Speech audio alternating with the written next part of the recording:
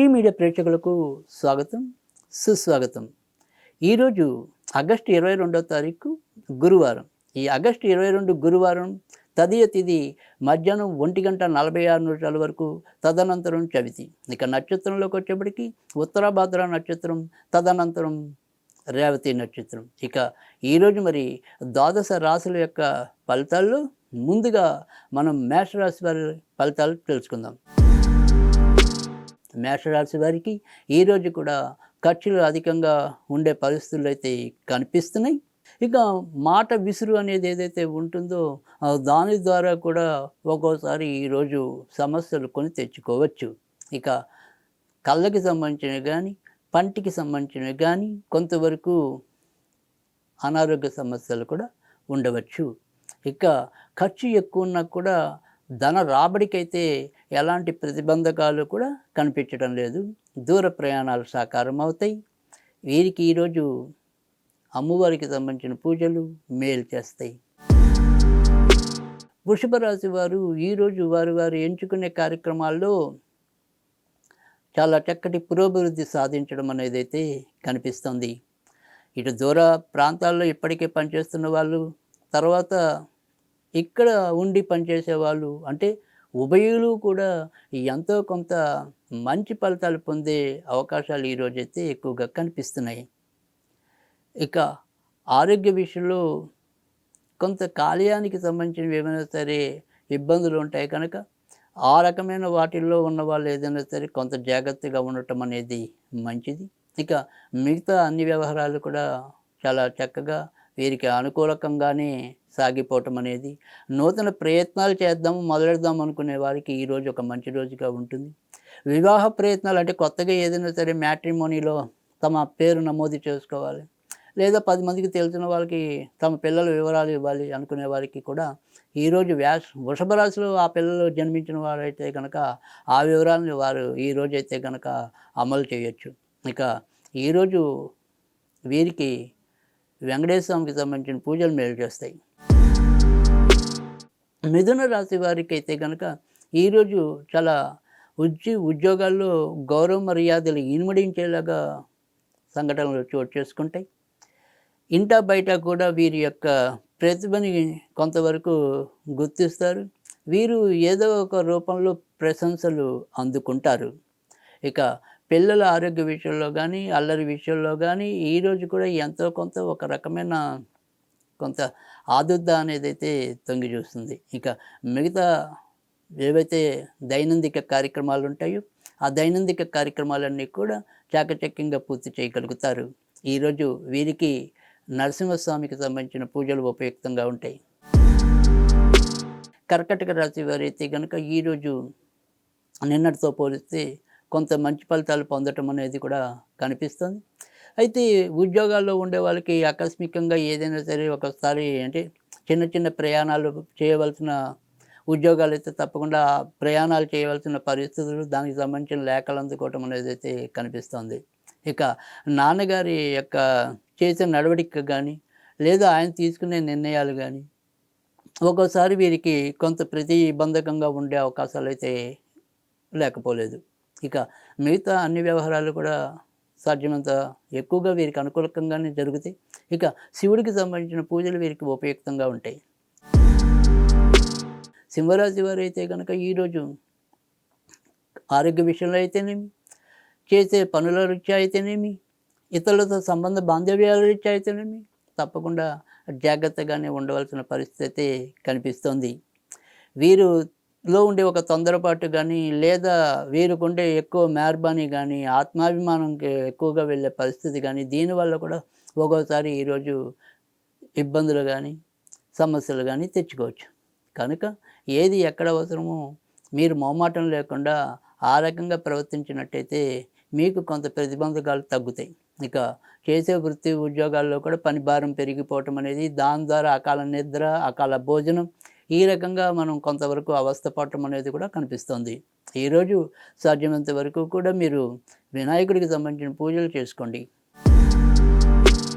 కన్యారాశి వారైతే కనుక ఈరోజు వారు ఎంచుకున్న పనులు ఏమైనప్పటికీ కూడా ఆ పనుల్లో ఎంతో కొంత ముందుకెళ్ళగలిగే స్థితి అయితే కనిపిస్తోంది.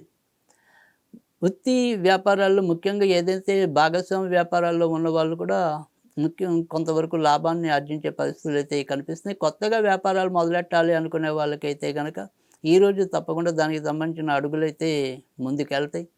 ఇక ఏదైనా గానీ ఈ కొత్త అనే పదం ఏదైతే ఉంటుందో, అంటే కొత్తగా మొదలెడదాం అనుకునే ఏ పనైనప్పటికీ కూడా దానికి ఈరోజు శ్రీకారం చుట్టటం అనేది ఈరోజు మంచిదే. ఈరోజు వీరికి ఎంతో కొంత లాభసాటిగా సాగే పరిస్థితులైతే కనిపిస్తున్నాయి.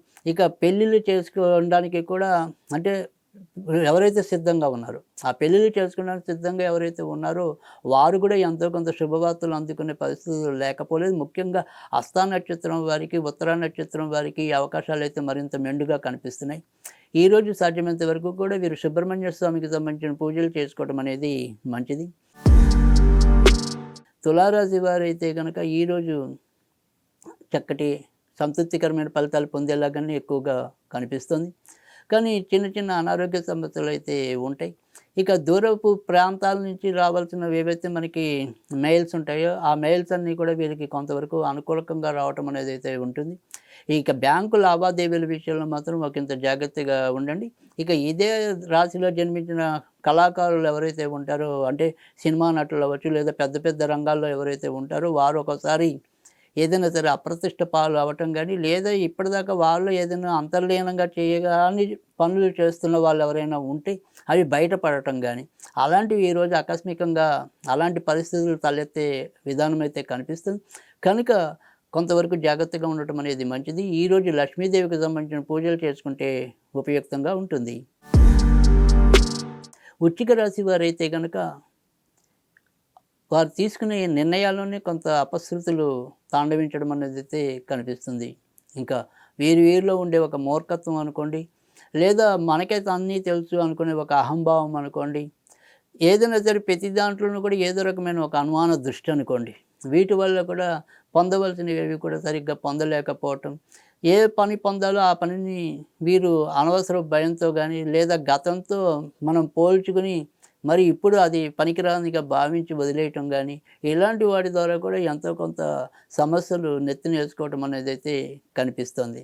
ఇక వ్యాపారాల్లో ఉన్న వాళ్ళకైతే కనుక లాభాలు పెద్దగా రావు. ఉద్యోగంలో ఉండే వాళ్ళకైతే కనుక బాధ్యతలు ఓరు.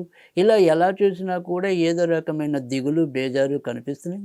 ఈరోజు సాధ్యమైనంత వరకు కూడా వీరు శివుడికి సంబంధించిన పూజలు చేసుకోవడం అనేది చెప్పదగిన సూచన.